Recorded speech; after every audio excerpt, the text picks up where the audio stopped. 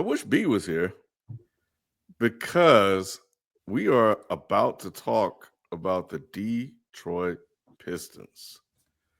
Um, the Detroit Pistons are 36-29 and currently sixth in the Eastern Conference, just one game behind fourth Man, place, the East is terrible. which is a huge turnaround for a franchise that only won 31 games over the previous 2 seasons. Who deserves credit for this turnaround?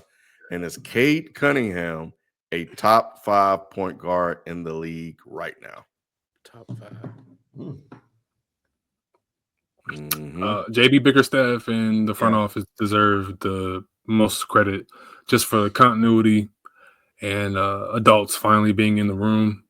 Get Monty Williams the fuck up out of here, dude. Like that was honestly just egregious. It's an egregious signing. Monty Williams in the huddle giving, you know what I'm saying, like sermons and shit. And we He over didn't want here to down. coach. Bro, he didn't want to coach at all. He just took the money. And we're He over here just down lost his wife 30. too, I think. So I he didn't want to mean, coach. yeah, I agree, but also, I mean, if you're grieving like that, then it's like, bro, like take some time for yourself, bro. Like don't bring the sermons to our huddle when we're down 30 to the fucking Lakers, bro. Like this is not the time.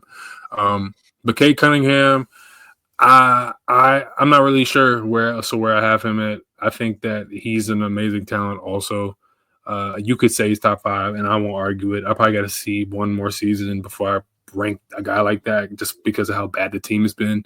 But he's an amazing, great handle, really good around the basket. I think his shot can also even get better, which is kind of scary for where he's at in his development. And I think he has kind of some fuck you type of attitude to him as well when he gets pretty pissed off, which I think is good for a point guard. So Pistons deserve a lot of credit. The East is horrendous though, so let's not act like 36-29. That is like the fact that that's like in contention and not even in the play-in. The East is so bad, and the Sixers have just broken my heart last two years. But yeah, no, great season, and shout out to the front office for finally getting it right and putting adults in the room like Tobias Harris. That was a pretty smart signing. Good deal too. So new front office. The new front office. I got to give a shout out. I'm gonna echo your point, Q. JB Biggers. He's obviously the coach of the year in my opinion, or at least should be the top 2 candidate. His name is Trayvon or Langdon, the president. Langdon. Yeah, dude. He's the reason why this turnaround has happened. I'll give him a lot of credit for that. It's a trifecta of him, JB, and Cade. I do think that Cade is a top 5. We're talking about right now. He's a top 5 point guard. His numbers are insane. I like what they're doing in Detroit. They're fine. I mean, shit, after 20 years, it's about all them damn first round picks. Something had to shake. So yeah, shout out to the Pistons, shout out to B. You know what I'm saying? He got something to root for outside of the line. So Detroit's up right now. Yeah, I was 2 years too early on Detroit. Because I've always felt that Detroit had the talent, they just weren't able to put it together. But again, you got to give credit to my theory. 3 to 5. What year is this for Cade Cunningham? Year 5, and we're starting to see him ascend. Same thing with Jalen Green. We saw Jalen Green really start to ascend last year. But at the end of the day, it's 3 to 5. Do I put him in as a top 5 point guard? 100%. Are the Detroit Pistons scary? I'm going to say no, but I think the biggest thing for them is playoff experience. They got to get to the dance. They got to experience what that playoff atmosphere is like, and they will grow exponentially from it because, we were talking about OKC being young. Detroit is relatively young as well.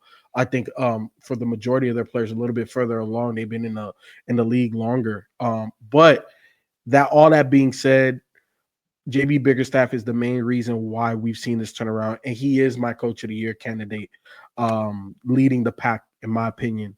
He should definitely win it for the amazing turnaround that they've had this season. And Q, I feel you. 37-29 doesn't sound crazy, but when you're coming from where Detroit came from, they might as well be 82-0. That's what this feels like. For sure. You know what I'm saying? So it's relative to the situation. And here's the thing now, maybe not this year, but next year they definitely have expectation. Regardless of whatever they do in the playoffs. I thought you was gonna say JJ Redick was coach of the year. Nah. I said JJ deserves to be in the conversation in the top I think 3. he's But, top 3. but Bickerstaff is the guy.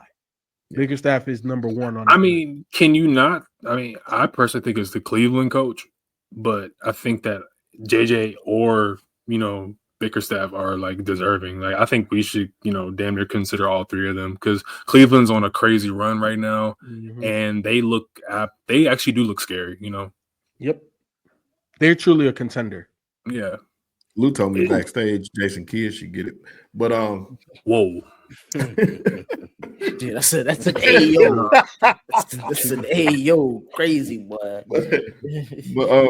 But yeah, and he started off saying Lou told me backstage. Yeah, like what's going on? Boy.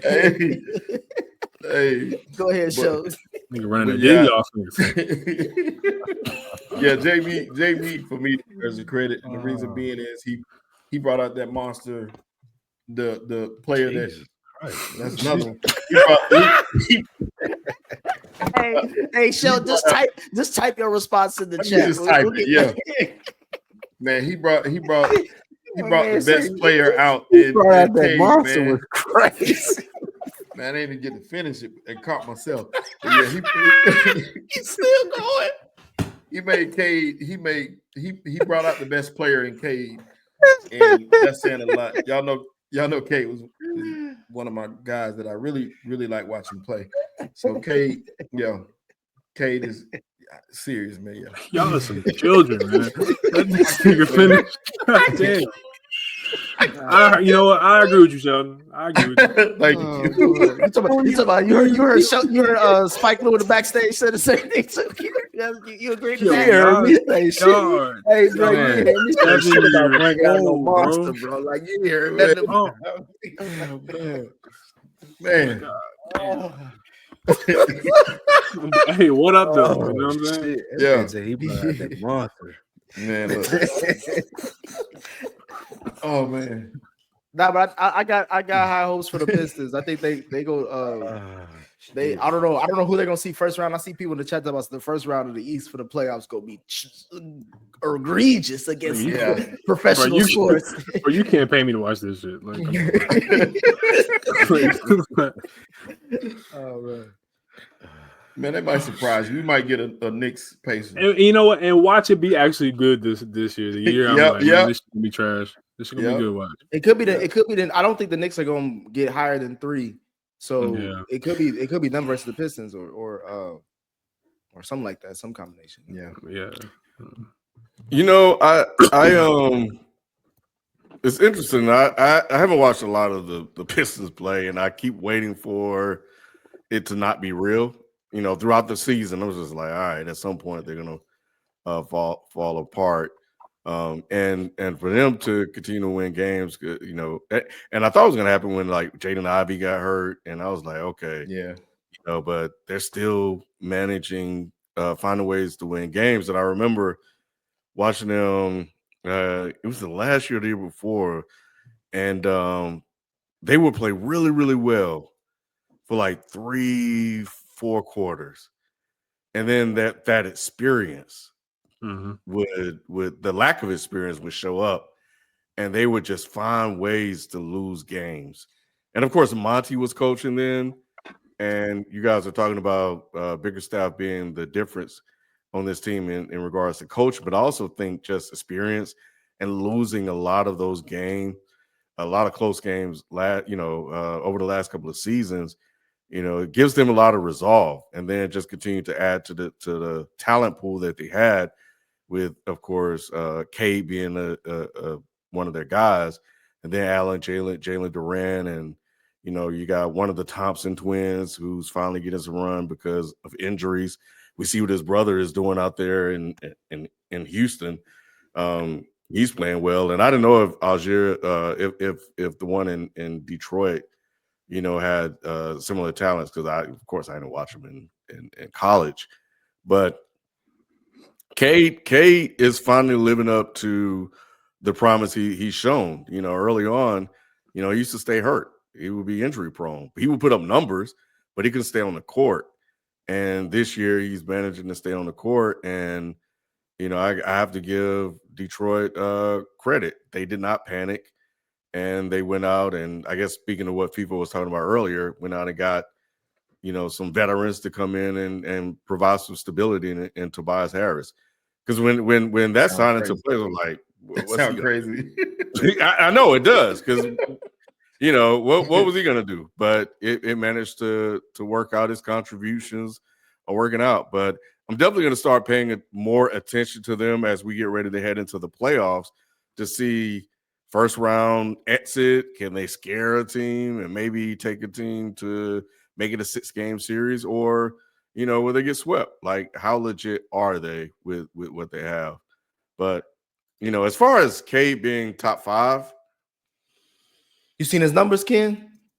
I have, and I remember watching. I was like, oh man, he's you can see the talent.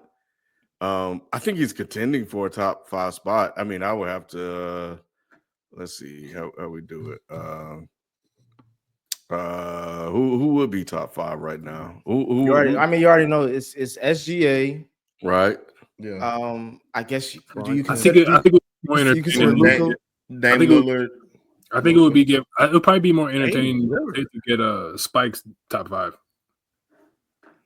What? It will be more entertaining to get Spike's top 5 probably. Who's your top 5 point guards in the league right now, Luke? Michael Parsons,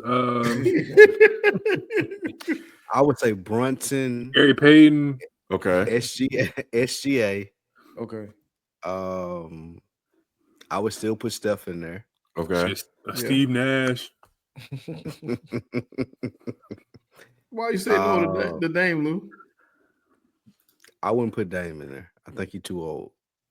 Dame who? That's He ages. going crazy this year, but it's Milwaukee. They're not getting the push.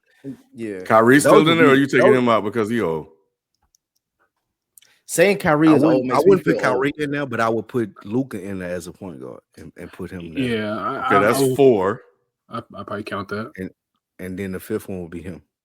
Yeah, it have to be. That's what I'm saying. Like when you get to 4, then you realize, okay, I gotta put. No Ja Morant. You're not really rocking with Ja right now, or I haven't seen enough of him this season for me to. I know his team is good, but it don't seem like they depend on him to be a great point guard. Man, they've moved off Ja completely. Yes. The league has moved off Ja. They said no because the guns. Nobody want to deal with Ja. Man, can't nobody express their Second Amendments? Like this shit crazy. I get that. So De'Aaron Fox. So man, Ja not being in the top 5. Wait, you think De'Aaron Fox is better than him? Sheldon? I didn't say that. The question is right now. That's what I'm trying to say right now. That's what I'm not saying like this isn't like in the NBA for the next 2-3 years. Like how we sometimes right now. Top 5s. It's right now. I get that. Yeah, right now I can't say Ja is top 5. Or De'Aaron Fox. Yeah, no, the Spurs aren't good enough yet. Yeah. Right. Oh yeah, LaMelo. I would put Cade at 5. To your point, Q, I would put Cade at 5. Okay, that's what's up. And that's Spike's top 5, everybody. So y'all, you know what I mean? It's all good. Q, I can't wait to football season. Football season, I'm getting back at you, Q. You got it right now with basketball season. Yeah. Yeah. Okay. Yeah. I wish I could get reach out to B. I did check to see if he was still recording, but they are still on air with Dead and Gaming because he got a lot to say. Boy, I know we got to do a Detroit, just like how we did for the Lions. Hopefully, he don't jinx him like he did. Yeah.